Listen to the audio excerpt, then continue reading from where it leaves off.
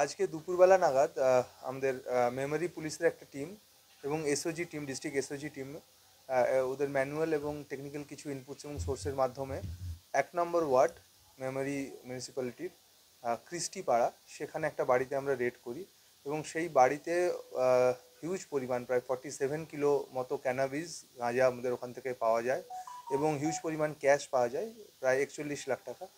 পরবর্তীকালে এসডিপিও সদস্যদের নেতৃত্বে পুরো জিনিসটাকে সিজ করা হয়। যেহেতু হিউজ পরিমাণ ক্যাশ ছিল, আমরা ব্যাঙ্ক অফ বরোদাকে একটা রিকুইশন করি এবং সেখান থেকে কাউন্টিং মেশিন আসে এবং তাদের এক্সপার্টরা আসে এবং তাদের উপস্থিতিতে পুরো ক্যাশটা কাউন্টিং করা হয় এবং সিজার করা হয় প্রপার প্রসিডিওর মেনে। আর যে গাঁজা যেটা ছিল তার মধ্যে আমরা সেটা ওখানে সঙ্গীতা সাহানি, যার এক্সক্লুসিভ পজিশন থেকে এই পুরো গাঁজাটা আমরা পাই এবং সেখানে বেশ কিছু ওরা ছোট কিছু পুড়িয়া ছিল, কিছু বড় পুড়িয়া ছিল এবং কিছু 1 কিলোর প্যাকেট করা ছিল। ওর কাছ থেকে জিজ্ঞাসাবাদে ও কনফেস করে এবং ওর কাছ থেকে জানা যায় যে ও বড় পুড়িয়া যেগুলো ছিল ওগুলো প্রায় 100 টাকা করে ও বিক্রি করতো এবং যেগুলো ছোট পুড়িয়া ছিল সেগুলো 50 টাকা করে বিক্রি করতো। এবং আমরা প্রাথমিক তদন্তে যেটা পাওয়া যাচ্ছে যে এই হিউজ পরিমাণ যেটা ক্যাশ রয়েছে, ওর কাছে আরও ক্যানাবিস ছিল এবং তার সেল প্রসিড হিসেবে এই টাকাটা আমরা ওখান থেকে সিজার করেছি। আমরা আরও এনকোয়ারিতে জানতে পেরেছি যে এর আগে এর যে মা ছিল এই মহিলা সঙ্গীতা সাহানির, লালপরি সাহানি, তাকেও এর আগে এনডিপিএস কেস করা হয়েছিল এবং সেও এই ব্যবসার সঙ্গেই আগে যুক্ত ছিল। তো আমরা আশা করছি আমাদের তদন্ত চলবে এবং আরও যদি কেউ এর সঙ্গে জড়িত আছে বা আরও যদি কোথাও আরও কিছু ক্যানাবিস স্টোর করা আছে, তো আমরা আশা করছি এবং হোপফুল যে আমরা খুব সহজে সেগুলোও আমরা তদন্ত করে সেগুলোকে আমরা সিজ করতে পারবো।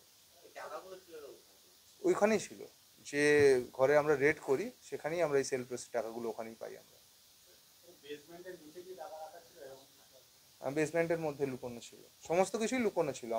আমরা ওখানে মানে বেশ রীতিমতো প্রায় আমাদের 2-2.5-3 ঘন্টা ধরে আমাদেরকে সার্চ সিজার করে ওখানে সমস্ত কিছু বার করতে হয়েছে।